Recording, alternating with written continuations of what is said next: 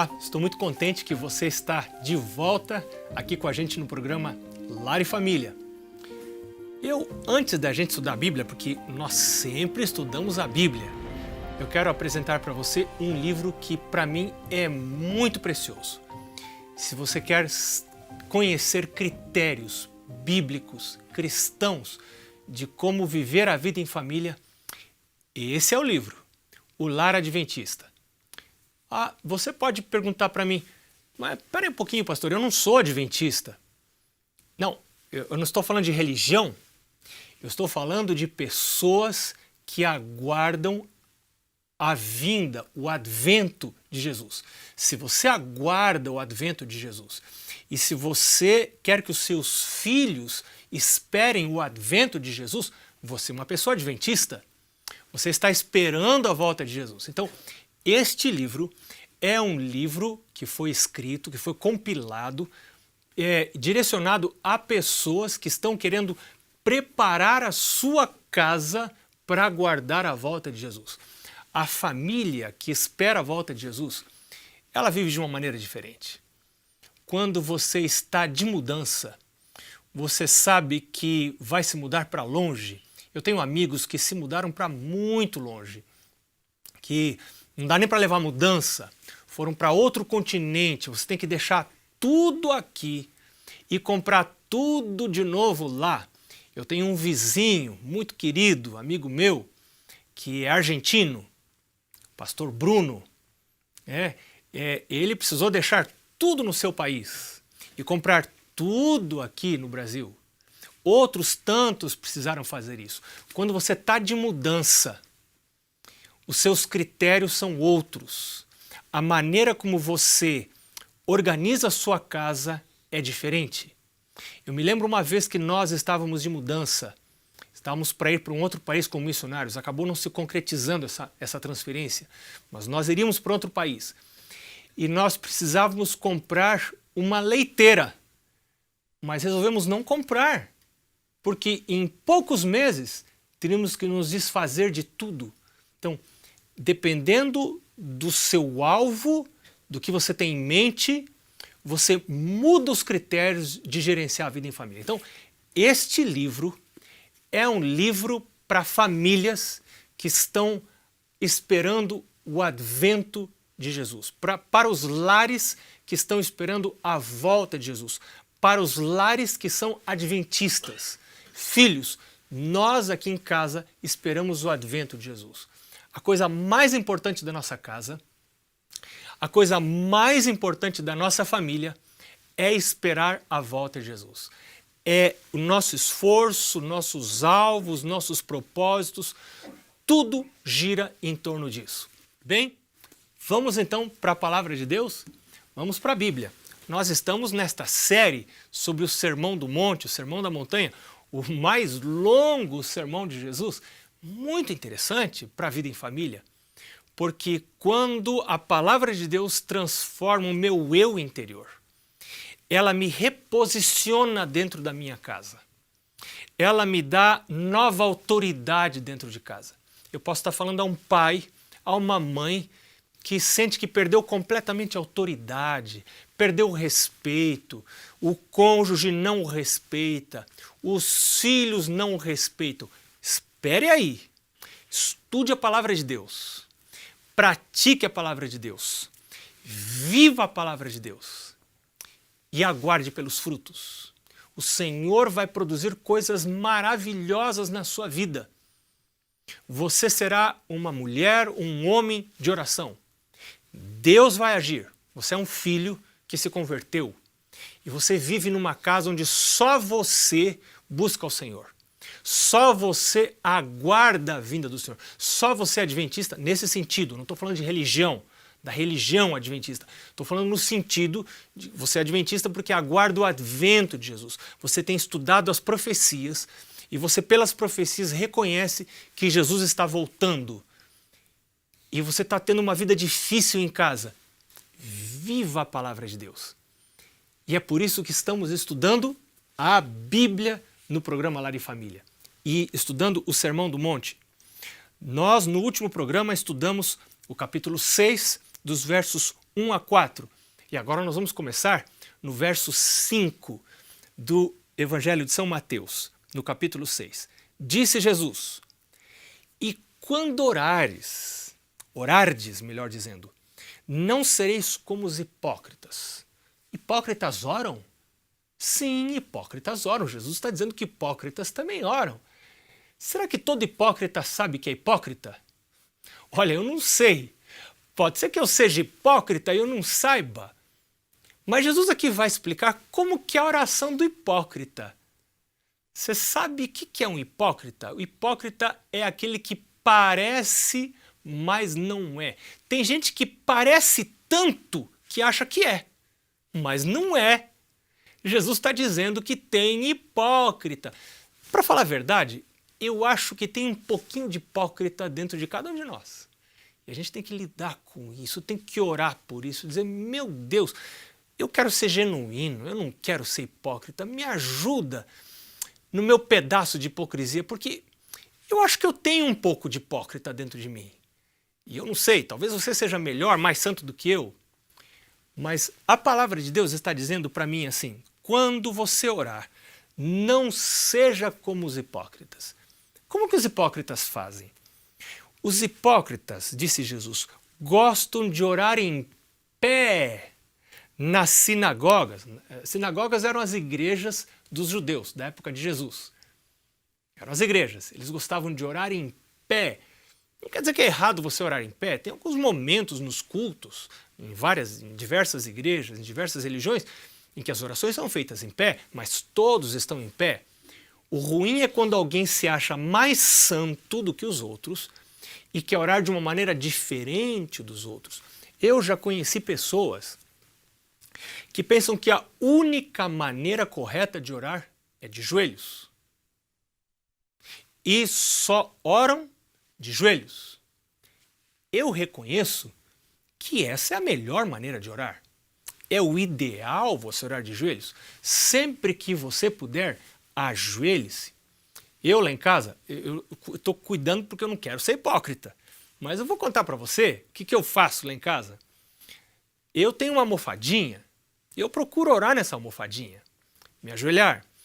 Eu procuro, quando não encontro a minha almofada, às vezes ela desaparece, não sei o que acontece, ela é uma almofada que caminha pela casa, sabe? Então às vezes ela desaparece lá de casa e eu então oro no meu chinelo, Mas às vezes eu estou tão cansado que não consigo orar ajoelhado.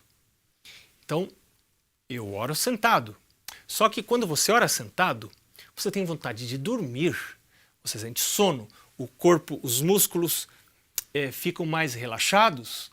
E se é de manhã cedo, no início do seu momento de comunhão com Deus, você provavelmente vai sentir sono, vai ter vontade de dormir. Então não ore sentado. Nesse momento, se eu estou orando sentado e começo a ficar com muito sono, eu fico de pé. E se eu estou cansado e não consigo estar de joelhos, eu fico de pé. E logo tento ajoelhar novamente. Porque se você ficar muito confortável para orar, você dorme. Aquele sono dos justos, né? Dormiu orando. Se dormiu orando, mas não orou, porque dormiu. Então você precisa orar. A oração é a respiração da alma. É muito importante orar. Mas Jesus diz que os hipócritas têm uma motivação para orar. A motivação deles, a principal motivação, não é falar com Deus.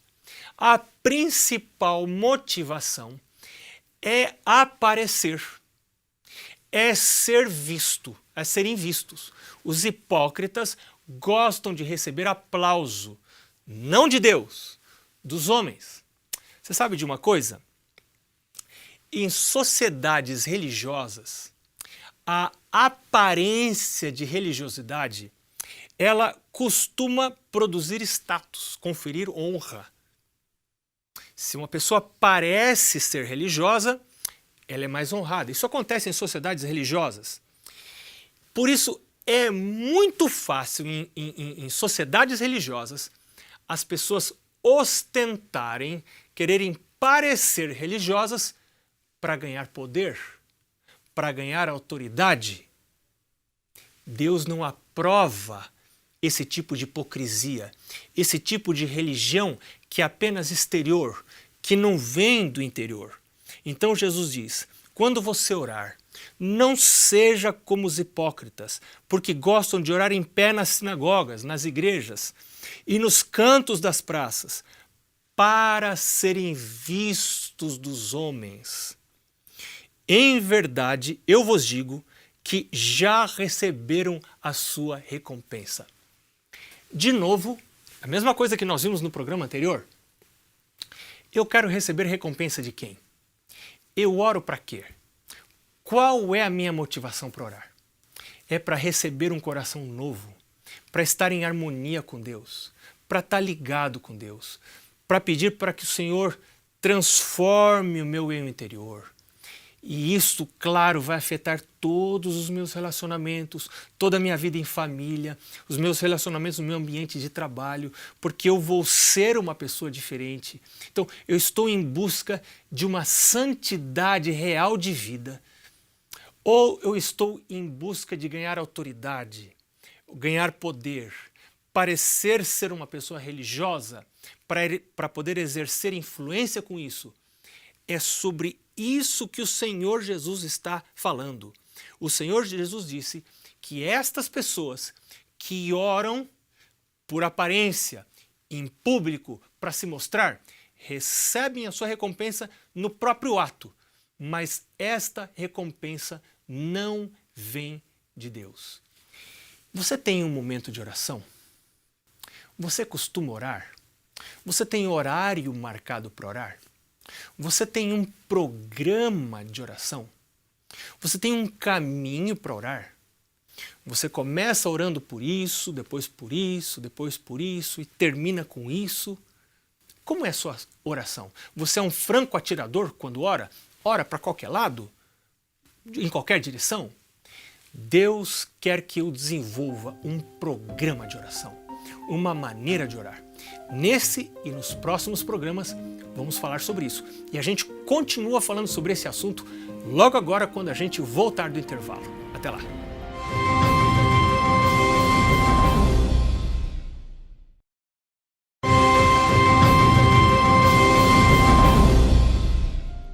Que bom, nós estamos de volta para continuar conversando sobre a Palavra de Deus e hoje, dentro do Sermão da Montanha, desse sermão de Jesus que tanta influência positiva tem na nossa vida em família, nós estamos estudando sobre oração. O que pode fazer uma vida de oração? Como a minha vida de oração pode transformar a minha casa? Se eu começar a orar pelos meus filhos, se eu orar pelo meu cônjuge. Mas Jesus, nós já vimos no primeiro bloco, Jesus disse, quando você orar, não ore como os hipócritas, não ore para ser visto pelos homens, não ore para você receber recompensa dos homens, não orem para que seus filhos vejam e digam, puxa vida, meu pai é uma pessoa tão santa, minha mãe é uma pessoa tão santa. Não ore dessa maneira. Não é desse jeito que Deus quer que você ore. Jesus disse, tu porém, verso 6, Mateus capítulo 6, verso 6. Acompanhe aí na sua Bíblia. E Jesus disse, tu porém, quando orares, entra no teu quarto e fechada a porta, veja, secreto, não é público, orarás a teu pai que está em secreto. E teu pai, que vê em secreto, te recompensará. Veja bem, Jesus está dizendo, você quer ter uma vida de oração? A vida de oração que realmente mexe comigo, no meu interior, e realmente vai afetar a minha família, é a vida de oração secreta. Não oração pública, não é a oração lá na igreja, não é a oração no meio da rua, não é a oração que ostenta, não é a oração que transparece religiosidade, não é a oração que quer fazer com que eu adquira poder por ser considerado uma pessoa mais santa. Então, como nós já vimos em sociedades religiosas, essa aparência de santidade tende a conferir poder, tende a conferir autoridade. Não, não é esse tipo de oração que o Senhor Jesus está falando. O Senhor Jesus está dizendo que eu devo ter um programa regular de oração secreta, só entre mim e o meu Pai que está nos céus, só entre mim e Deus, eu falando com Deus, sozinho com Deus, sem música, sem som, sem nada. Prepare um ambiente onde você vai estar. Prepare esse quarto. Por que no quarto? Olha, quarto é o lugar onde a gente tira a roupa. No quarto, nós somos vistos como nós realmente somos. E quando eu quero ter uma vida de oração, eu preciso me despir das minhas máscaras.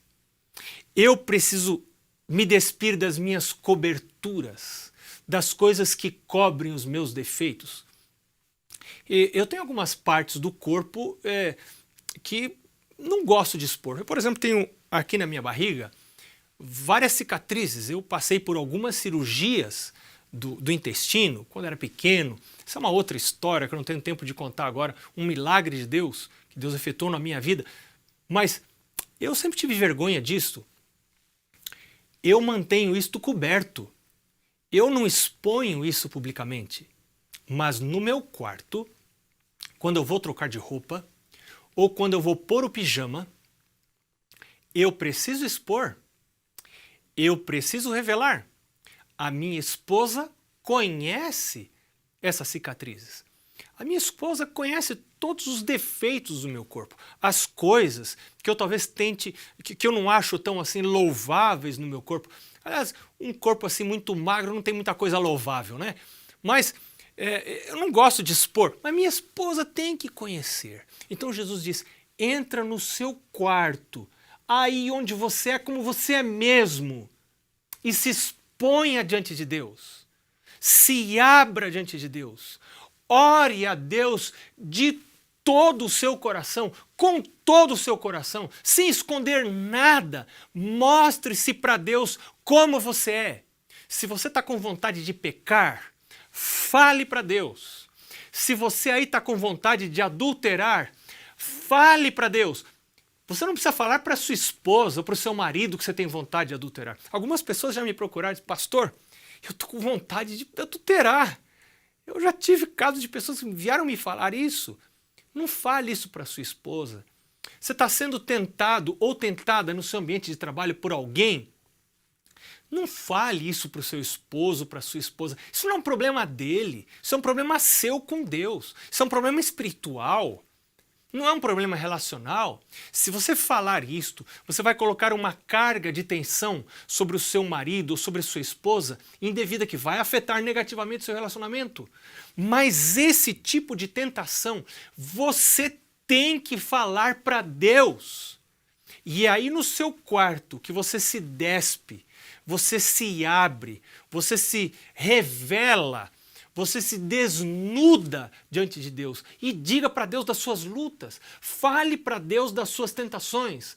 Você é uma pessoa que se ira muito depressa, você tem orgulho da raiva que você sente quando as pessoas cometem erros, quando o seu filho comete um erro, pisa na bola, faz alguma coisa errada dentro de casa. Então você se orgulha de falar de maneira brava, rude, cruel, e você se sente justificado por falar isso, ao falar isso, porque o seu filho ou o seu cônjuge cometeu erros. Os erros são reais, mas isso não justifica você falar dessa maneira. Você deve falar, você deve tentar ajustar as coisas que estão erradas, mas de que maneira que você vai falar? Você já está viciado ou viciada, já é um vício falar dessa maneira? Então, quando você vai expor isso? É lá dentro do seu quarto. Fecha a porta e fala com Deus. Abre o seu coração para Deus. Mas para você abrir o coração para Deus, você precisa conhecer o seu coração. Tem gente que não para. A cabeça está sempre trabalhando. Entra no carro, liga o som do carro. entra em casa, liga o rádio ou liga a TV. Sabe, você está assistindo a uma TV que recomenda você desligar a TV. Talvez seja a única TV brasileira que recomenda você que desligue a TV. Você precisa desligar a TV. Quem sabe, terminando esse programa, desliga a TV um pouco e vá orar. Vai estar na presença de Deus em silêncio. Nós não podemos deixar que a mente esteja funcionando o tempo todo trabalhando com informações. É no silêncio que nós encontramos com Deus. É no silêncio que nós nos encontramos conosco mesmos. É no silêncio que o Espírito Santo revela aspectos do meu caráter que não são aspectos bons, que são aspectos objetáveis, que são aspectos negativos. E algumas pessoas não querem ver os aspectos negativos. Um outro momento em que o Espírito Santo me revela aspectos negativos da vida, de minha vida, é durante a leitura da Palavra de Deus. Enquanto estou lendo a Bíblia, vou lendo, meditando e vou sempre fazendo algumas perguntas. Eu vou brigando com o texto, vou fazendo perguntas para os versos. O que esse verso me ensina a respeito de Deus? O que esse verso me ensina a respeito de mim? O que Deus está falando através deste verso para mim? O que Deus quer que eu faça? Como Deus deseja que eu seja? E eu olho para cá e eu vejo que eu não sou dessa maneira. Então, estas coisas eu devo falar a Deus quando estou sozinho, em oração, lá no meu quarto, na presença de Deus, com a porta fechada. Uma outra coisa importante é você ter tempo para oração. Determine tempo para orar. Porque se eu não determinar tempo para orar, eu vou orar muito rápido. Em algum programa nós vamos falar da oração dos 7 minutos. Eu aprendi com um amigo meu essa oração dos 7 minutos. Fantástica essa oração. Me ajudou muito, me ajudou a estruturar meus momentos de oração. Mas se você não tem tempo determinado para orar, você vai orar rápido. Logo falta assunto, você levanta da oração. Porque o silêncio é embaraçoso quando falta intimidade. Quando você tem intimidade com a pessoa, o silêncio não é embaraçoso. Eu não conseguia ficar sem falar nada quando eu estava começando um namoro com a Mari. Mas agora nós podemos viajar por horas dentro do carro, só os dois, sem falar nada. Um na presença do outro. Porque a intimidade faz com que o silêncio não se torne embaraçoso. Você não tem nada para falar para Deus? Permaneça na presença de Deus em silêncio. Ali, deixe o Espírito Santo avaliar o seu interior.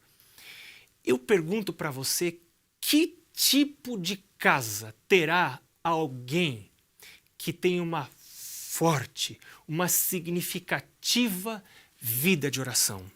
Veja que Jesus diz mais, verso 7, e orando, não useis de vãs repetições, como os gentios, porque alguns presumem que pelo seu muito falar serão ouvidos. Algumas pessoas ficam repetindo rezas. Não, a oração é abrir do meu coração com Deus. Não repita rezas prontas. Faça a sua oração. Abra o seu coração na presença de Deus. Não faça rezas pré-preparadas, prontas, enlatadas. Não. Ore você com Deus. Ah, pastor, mas eu não sei orar. Abra o seu coração para Deus. Fale com Ele. Não vos assemelheis, verso 8 do capítulo 6 de Mateus diz, não vos assemelheis, pois, a eles, porque Deus, o vosso Pai, sabe o de que tendes necessidade antes que lhe o peçais. Eu quero convidar você, agora, para fazer um propósito na presença de Deus. Estabelecer um horário para orar.